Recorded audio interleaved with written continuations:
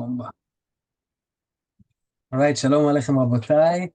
Welcome to our Wednesday class on Yalkut Yosef. We are hitting the ending of the first volume of Dinei Ashkamat HaBoker, and we are in Siman Zayin, the seventh Siman, and it has to do with Asher Yatzar after someone goes to the restroom. So let's begin. Bezrat Hashem. Baruch haba Marcel. כל היום כשעושה צרכיו, בין קטנים בין גדולים, מברך אשר יצר, אבל לא מברך על נטילת ידיים. Halacha is that whenever someone goes to the bathroom, you have to wash your hands and you say Asher Yatzar, but make sure you do not say the bracha of Al Netilat Yadayim. Al Netilat Yadayim we say in the morning, or we say before bread, only then. Ein shi'ur le'atalat meimav. Now it's going to talk about how much does someone need to release himself in the bathroom so that he could say Asher Yatzar. Is there an amount? Says Yalkut Yosef, even for one drop that came out of somebody, we say the bracha. And why? He says, what's the logic behind it? Because if that hole would be chas v'shalom closed and I could not release that drop, someone could die from that. That's why in the bracha we say, Shemi satem, if one would be closed even for a minute, for an hour, ifshal litkayem, we won't be able to survive. And therefore, since it would be difficult for you, you have to say a bracha. Then he says in the parentheses, if someone is worried that during tefillah he'll have to go to the bathroom, so he wants to do it before the tefillah. Some says that if he goes before the tefillah and a drop came out, he shouldn't say a bracha because he didn't really need to go. He just did it as a precaution so that it won't accumulate, and 40 minutes from now when he's in the middle of Amidah, all of a sudden he'll have to go. So since he really didn't need to go, some say don't say a bracha, and only if you really needed originally to go to the bathroom, then you say a bracha. But he says, but halachically, that's not the halacha. The halacha is, no matter when you go, even one drop came out, Asher Yatzar et ha'adam, you're obligated to say the beracha. Now, chas v'chalila, someone is constipated, that's the topic here. Asovel me'atzirut ve'al pi orot oved tzarich lishtot sama meshalshel, and because of that, the doctor gave him special medicine that he needs to swallow. And now it makes him go to the bathroom a lot. He's going all the time. Does he say Asher Yatzar after each time? He says that is true, that's the case, as well as a medicine called Hozid. I don't know, Simon is almost a doctor here, he could probably tell us what that is, but whatever that is, it helps people go to the bathroom a lot for number one, he says, to avoid some problems in accumulating liquids in the legs. I guess it's an issue that is known in the medical world. Even whatever it is, all the medicines that you take, when someone goes to the bathroom, even for a drop, he should say Birkat Asher Yatzar. However, he says, if he is sick and he took that medicine and he feels like let's say in Hebrew, a big balagan in his stomach, a big mess in his stomach, and he goes so oftenly that there's no real break. He goes into the bathroom, he leaves, a second later he has to run back, all right? So in that case, then only say one Asher Yatzar at the end. Because even though you thought you're done, and by the time you got up to wash your hands, someone had to go back, you weren't really done. So that's extreme case where wait until the end, until you never have to go back. But if you finished and right away you have to go back, it means you weren't really ever finished, and therefore you shouldn't say Asher Yatzar, only at the end. Okay. השותה משקאות חריפים. Who just joined us? Mr. Giacomo, Mr. Igal, ברוכים הבאים. השותה משקאות חריפים. Someone drank alcohol, and because he drank alcohol, it made him go to the bathroom a lot. I guess that's the thing. I didn't know that. He says, Mevarech Asher Yatzar kol pam. Even though there's a cause, it's the alcohol, it doesn't matter. The minute you went to the bathroom, you're obligated with Asher Yatzar. Someone that has kidney stones, lo alenu, and when he goes, he's not able to release himself, maybe one drop came out. He says, even for that one single drop, he has to say Birkat Asher Yatzar.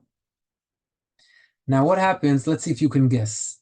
Someone does not really have to go to the bathroom, but the doctor said, I need a urine test for you, please. Please get a urine test. So the guy says, I don't need to go, but let me try. And he tries and he succeeds. Should he say Asher Yatzar after that? Yeah. What's your gut tell you? I would say yes. You would say yes, and you are correct. 5 points.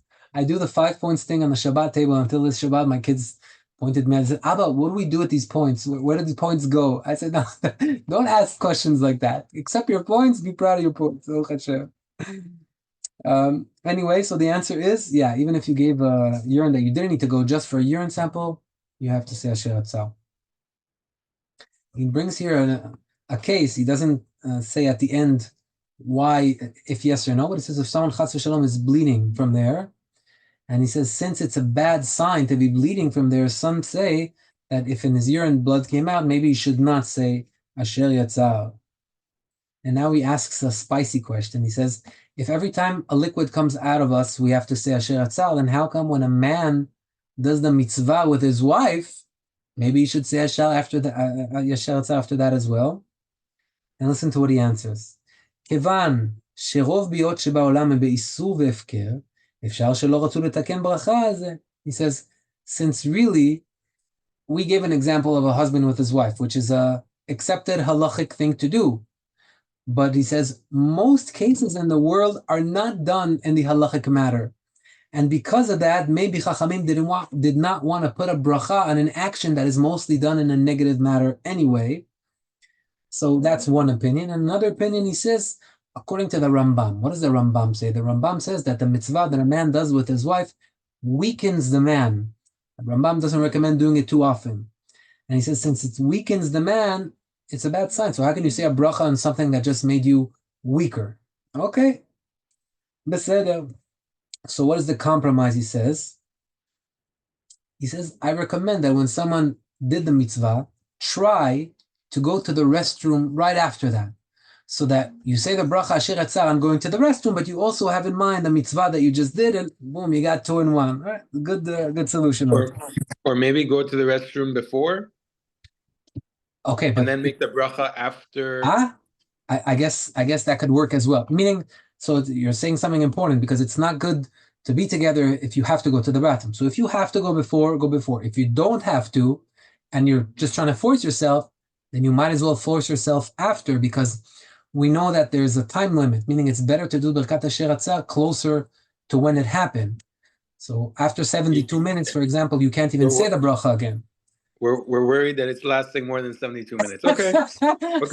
Okay. I didn't. Okay. Listen.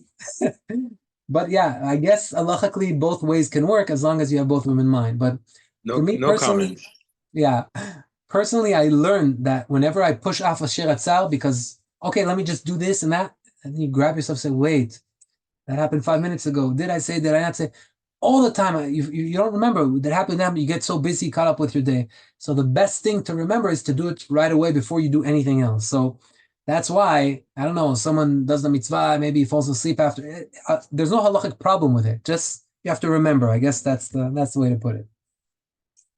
Okay. You didn't clarify. I mean, you said if you do the mitzvah and then try to go to the bathroom and then say the bracha. But what if it's not a mitzvah? Then you cannot go to the bathroom and then say the bracha. That's because it's not a mitzvah, you just don't say the bracha. You're saying the bracha anyway, because for Asher Yatzar, you're supposed to say the bracha. Okay. You're saying the bracha for Asher Yatzar. Only you're having in mind that in case that deserves a bracha as well, I'm thinking about it. That's the idea. It's like a pathway. All right. Someone ate a fruit, and now he finished eating the fruit, and he has to say the last beracha on fruits. Hopefully one day we'll get to Hilchot Berachot, but he said Borei Pri Ha'etz, he finished the apple. Now he needs to say beracha achrona. Anybody know what's the beracha achrona on an apple? Borei Nefashot. There's a bracha, Borei Nefashot it's called. ובטרם שבירך הוא צריך להטיל מימר. And now what happened? Before he said that it's like a Birkat HaMazon, not just for bread, for all the foods that we eat deserve a Birkat HaMazon if we ate the right amount. One day we'll get there. But now he ate that fruit, and before he said the Beracha Achrona on the fruit, he has to go to the restroom. So he says he went to the restroom, and now he doesn't know, what do I say first? Do I say Asher Yatzar first? Or do I say the fruit, the Beracha on the fruit, the Borei Nefashot first? This could also happen with Birkat HaMazon. Someone ate bread, and now he wants to say Birkat HaMazon, he comes back, what is first? What comes first? So he's going to explain. Yakdim, first of all, he says, you should say Asher Yatzar, and only after, say the bracha on the fruit, Borei Nefashot. And even if you went to the restroom, and you forgot to say Asher Yatzar right away, and then you kept on eating and drinking in an amount that requires you to say Borei Nefashot, like we said before, or in the middle of your meal, you went out to the restroom, what do? He says, always say Asher Yatzar first, and then Borei Nefashot. However, he says that if it's in the middle of a meal where you eat bread, then first you say Birkat Hamazon, and then Asher Yatzar. Who wants to guess why? Why when there's Birkat Hamazon in the picture, that would come first, and only after that Asher Yatzar? The question is, what is the difference between Birkat Hamazon and the other Berachot? Birkat Hamazon has an additional value. Deoraita. Very good, very good. It's Deoraita. Ilan said Mina it right. Torah, yes. Mina Torah, it's from the Torah. Ve'achalta, ve'savata, uberachta. Since it has that value of the Torah, then that will become first. Before Asher Yatzar was only a mitzvah from Chachamim. But he says, listen to this. However, if you're scared that if you say Birkat Hamazon first, your mind will take you other places and you will forget to say Asher Yatzar later, then you even be allowed to say it before. I don't know about you guys. I hope you all remember, but me, I noticed that if you don't say it on the spot, a lot of the times you get carried away with other things. Therefore, I like saying it first. That's what I would do personally, but everybody knows themselves. Birkat Hamazon is from the Torah, so it's better to say it first if you're sure that you're going to remember later on. Okay, let's see if there's anything in the comments. Regarding Ratzevach Litzenu and Suda Shlishit, he says here that you're going to repeat. Okay, I don't think that we have to get into that. By the way, I already started going over the second volume, the Halachot of Tzitzit, and Bezat Hashem, we're going to learn it a little bit differently, meaning over here, I'm reading to you every single written halacha that the Yalkut Yosef wrote, we learned together.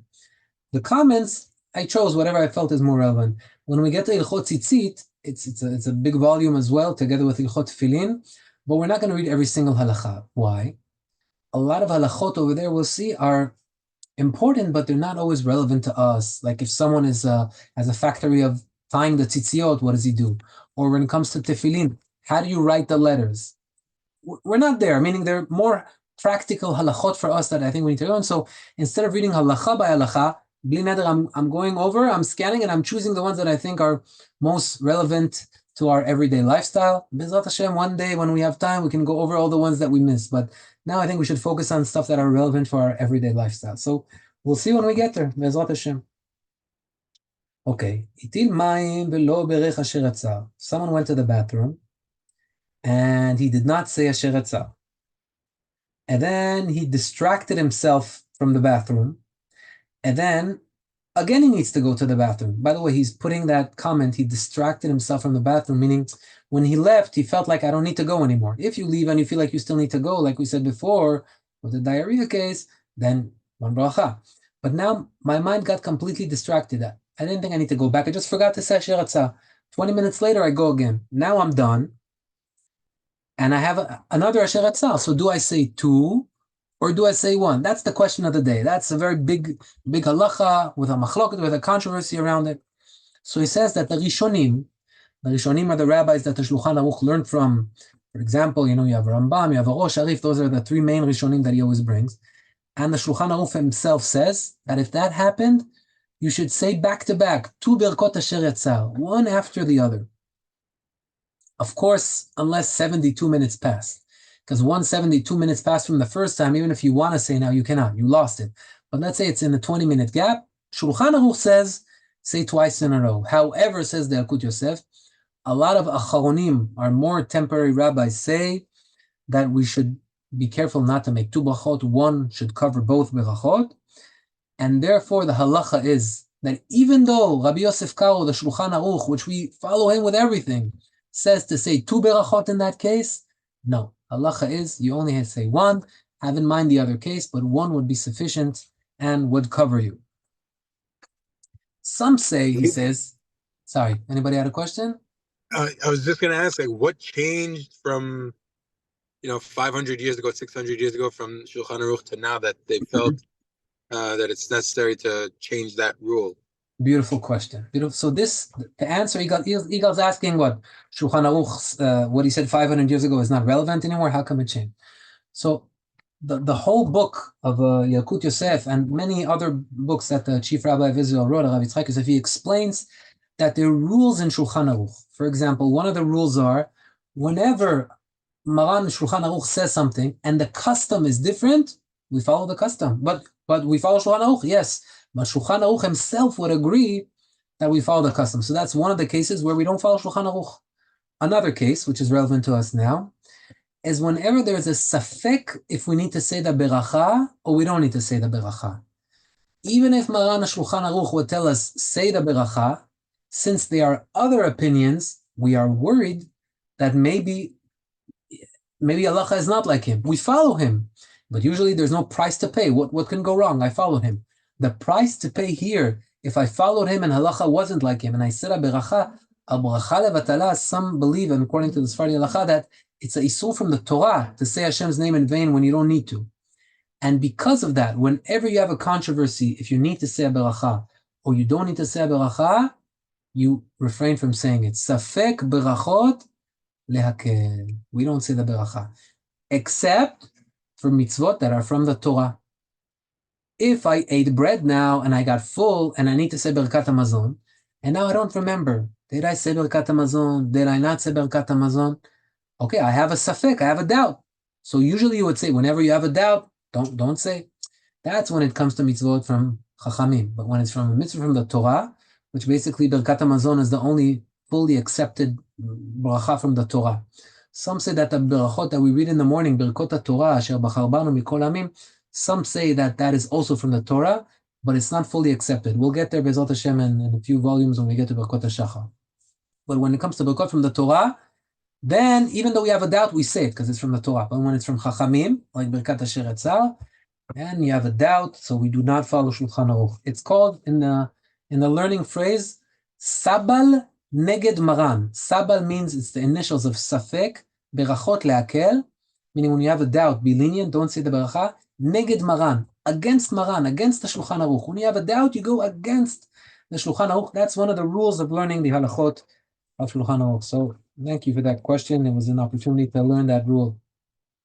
All right, let's continue. Someone went to the bathroom and he forgot to say Asher Yatzar. And then before 72 minutes pass, he has to go to the bathroom again, just like we said before. Some say that before he says Asher Yatzar, יטיל מימיו, ויחזור ויברך אשר יצר, ויש אומרים שאופן זה ילך להטיל שוב את מימיו, ויברך לו לסוף. Wait, let's go slow. I got mixed up. יש אומרים שקודם יברך אשר יצר. Some say, I feel like I need to go to the bathroom. Oh, now I remember I didn't say Asher Yatzar 20 minutes ago. Maybe I'll say Asher Yatzar right now, and then I'll go to the bathroom, and then I'll say Asher Yatzar again. He says, some hold that that's what you should do. And some say that when you do that, some say, no. Go now because you already have to go. And at the end, only say one beracha, and that one beracha will cover both. Now, Igal was talking about the rules in the Shulchan Aruch. So he doesn't tell us what the halacha is. He says some say like this and some say like that. But there's also a rule about what happens when halacha says some say like this and some say like that. It's called yesh veyesh. I'll explain what I mean. He says, yesh omrim, some say A, B, C, D. Veyesh omrim, and some say A, B, C, D. So when you have a yesh, veyesh, halacha is usually like the second veyesh, the second opinion. Over here, the second opinion was that you go to the bathroom first and then only say one Asher Yatzar, because now you already have to go to the bathroom. So you should not say Asher Yatzar, then go and then say it again. It's like kind of tricking the system. Do not do that. Someone that left the bathroom and he did not have water to wash his hands, and he does like this, he takes a towel or something, he rubs it against the towel. Should he say Asher Yatzar? Okay, I rubbed my hands because I want to be clean. But is it sufficient for me to say Asher Yatzar? He says, of course, as long as there's no dirt remaining on your hands, that cleaning on the towel or on the shirt or on the item is sufficient, and you can say Asher Yatzar after that. Why? In the comments he writes that Shulchan Aruch holds that even if you don't have water in the morning and you want to levarech al netilat yadayim, you could take a towel, rub your hands against it, and levarech al nekiyut yadayim. On the cleanliness of the hands. It's not al netilah. It's not on the washing of the hand, but it's on the cleanliness of the hands.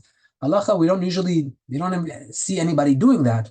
But since Shulchan Aruch holds that would be even sufficient to say a bracha al nekiyut yadayim, then of course cleaning on a towel to say Asher Yatzar would be sufficient.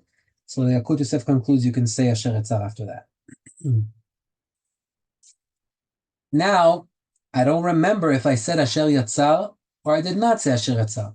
So according to what I just told you, what is the halacha? Do I say it again or do I not say it again? I don't say it again. If I don't remember, maybe I said maybe I won't. If I said it's going to be a bracha levatala, so Steve is nodding his head in the right direction, we do not say it.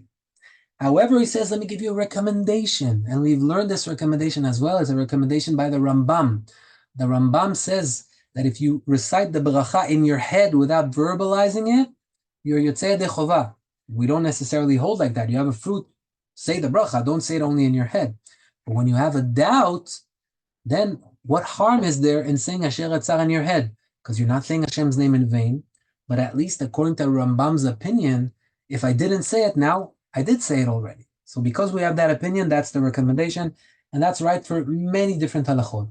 You have a doubt, you can verbalize it in your head. At least you cover it according to the Rambam.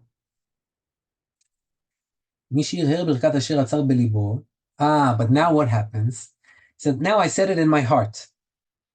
And now, I said, what am I saying? Of course I didn't say Asher Yatzar yet. I know, let me say it now. He says, no. Once you said it in your heart, maybe you're already exempt according to the Rambam. Since you're already exempt, now you even know for sure you didn't say it. You cannot say it now. But what do I recommend that you do? Find a guy that needs to say Asher Yatzar, stand next to the bathroom. Whenever he leaves, you say, wait, before you say the bracha, have me in mind, I'm going to answer Amen. Then you covered yourself even in a stronger way. Because even if the halacha is not like a Rambam, where reading it in my mind covers it, okay, but everybody knows that if he says Asher Yatzar and I say Amen, I'm good. So at least let me do that. And then, Steve, what about, sorry to interrupt, what about saying a bracha, but saying like Hashem and Elokeinu? Is it okay? Like, what about saying the bracha that way? That's the same idea. That's called Bli Shem U'Malchut, saying it without verbalizing Hashem's name. It's pretty much in the same status. But when you don't say Hashem and Elokeinu, say it in your mind. You could do the same thing, but say in your mind Hashem Elokeinu. Read it in your mind, and it brings you to the same place. Yeah. A lot of berachot, for example, there's a controversy regarding if you're supposed to say certain brachot, like the bracha of the lightning or the thunder, or the beracha of Shema on the bed. If we follow Rabbi Ovadia, he says, say all those berachot. You have some Kabbalists, amongst them the Ben Ish Chai, that would say not to say those berachot. Maybe one day we'll get into the reasoning. So the solution for those issues is you say the bracha, like Yigal is saying, Baruch Ata, and you don't say Hashem's name, you just verbalize, and in your mind you have Hashem's name, and then you cover those berachot. So I guess that's another solution as well. The idea is the same. As long as we're not saying Hashem's name, where there's a danger that we don't need to actually say. But now he points out an interesting point. We said that if I said Asher Yatzar in my mind, and now I'm sure I didn't say it and I want to re-say it, I cannot, because maybe I'm already exempt by saying it in my mind. However, he says, but if I'm about to eat an apple, and I said it in my mind, let's say, whatever, I don't know, I was around people, I was in a scene, I didn't want to say it out loud, I said, I'm going to follow the Rambam. And I say Borei Pri Ha'etz in my mind, and I take a bite. Now, he says, if you decided that you want to say it out loud, now you will be allowed to say it out loud. Why? Because there's a trick. He says, you can say Baruch Shem Kevod Malchuto Leolam Va'et. Once you say that, he says that that's kind of a stop, and it made you distracted from the first time that you ate, so that it's like a new eating right now, and now you're saying a bracha on a new eating. Now, why? Why is it so important to him that when it comes to eating, find a way, please find a way to say bracha? When it comes to Asher Yatzar, no, you're exempt. You said it in your mind. What's the difference? The Gemara says that if someone eats something without saying a bracha, he's considered a thief. He's stealing from Hashem. LeHashem haaretz umloa. The land is for Hashem. So the Gemara says it's for Hashem. It says ve'haaretz natan livnei adam. Hashem gave it to us. What is the answer? No, it is for Hashem. But since Hashem allowed us to say a bracha, the bracha removes it from Hashem into us, and now it becomes ours. So in order for us not to be thieves, he says, say Asher Yatzar. Okay. You got a 3-minute warning. I got 3 minutes, but we have 1.5 more halachot to finish the book. So we'll finish the book, and then I'll give you a 1 minute on the test. If someone is in the middle of Asher Yatzar, and after beginning the words Asher Yatzar, he says, Baruch Ata Hashem, Elokeinu melech haolam, Asher Yatzar. Anywhere between that and the end of the bracha until he says Baruch Ata, if he heard Kadish, if he heard Kedusha, does he answer Amen in the middle of his bracha? The answer is yes. You answer Amen, you answer Kadish, you answer Kedusha. The only thing that you do not answer I'm sorry, not amen. Kaddish and kedusha, meaning Kaddish is amenim. Yeah, the first 5 amenim of the Kaddish, you will answer. But if you said Baruch Ata Hashem Elokeinu Melech Haolam, and you haven't said the words Asher Yatzar yet, then you cannot answer anything, because you said a bracha, and the bracha has to land on something. As long as you didn't say the first 2 words Asher Yatzar, the bracha didn't land on something. It's like it's hanging in the air. What do you answer in Kaddish? You cannot. It's called a hefsek. You cannot say. But once you said Asher Yatzar, Baruch, and then you end Baruch Ata Hashem Rofei Chol Basar Umafli Lasot. So also at the end, if you say Baruch Ata Hashem and you still didn't say Rofei Chol Basar Umafli Lasot, you just said Baruch Ata Hashem, same halacha. I cannot answer anything because the bracha hasn't landed on anything. So once you have 2 words or so attached to the Baruch Ata Hashem Elokeinu Melech Haolam, then you're allowed to stop to answer things. But as long as you didn't say those, the bracha is as if it's hanging in the air. You cannot stop. Last halacha, hopefully will never be relevant for us. Onen, someone that is Sorry, Ziv. Yeah. I don't know if you mentioned it, but did you mention like with the whole Lamdeni Chukecha? If you're in the middle of the bracha, you can end it with Lamdeni Chukecha. Lamdeni Chukecha, what Ilan here is mentioning is interesting. Ilan is saying, whenever you want to say a bracha, Baruch Ata Hashem, and then you remember that I already ate a fruit and I said a bracha on it. What am I doing? I don't need to say a bracha. So you can make sure that the bracha doesn't go in vain. How? Turn the bracha into a pasuk. Psukim we're allowed to read with Hashem's name, no problem. Since there's a pasuk in Tehillim, Baruch Ata Adonai Lamdeni Chukecha, it's not really a bracha, it's just a pasuk. So if I said Baruch Ata, then I said Hashem's name, and now I know, oh my God, what am I going to do right now? Finish it, Lamdeni Chukecha, and then it's as if I just read a pasuk from Tehillim, no problem. Thanks for pointing that out. That's a good solution as well. He says, Onen. Onen is someone that his beloved passed away and they still didn't bury him, one of his 7 close people. Right, the parents, the children, the spouses, and the brothers and sisters. If someone like that passed away and they still did not bury them, someone is called the onen. Onen is exempt from Asher Yatzar. You do not say any bracha. However, you still have to wash your hands. All right. Siman tov, mazal tov, rabotai. Next Wednesday is going to be our test. Now, relax. It's going to be an easy test. It's going to be a comfortable test. What we're going to do is like this. I already wrote it down, B'chazdei Hashem, the test, the answers. I looked through the material and I chose 11 topics. Some are very light and easy. Some a little bit have to require us to remember something that we learned. Either way, I'm going to send you the questions before Shabbat. I beg you, I ask you for your own good.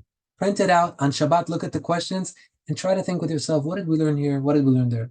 Motzei Shabbat, after you tried figuring some answers out by yourself, I'm going to send you all the answers. So it's going to be there. So you're going to have the questions and the answers. Next Wednesday, Be'ezrat Hashem, each one of you, we're gonna choose, you're going to get this question, you're going to get that question, so everybody has to learn all the questions. And the idea is that, Be'ezrat Hashem, when you have that paper before you, you learn the first 7 simanim of Shulchan Aruch. What did we learn in there? I pretty much chose a topic from everything so that we remember what we learned. We'll have something in our hands, keep it with you. Those are the, I feel, most relevant halachot that we could choose from those 7 simanim. So I'm going to send you the test soon, and Be'ezrat Hashem, please make an effort to print it on Shabbat, go over it, try to see. It's very short. It's half a page the test and half a page the answers, more or less. All right, gentlemen. Until then, Shabbat Tov, Shabbat Shalom. Thank you so much. Thank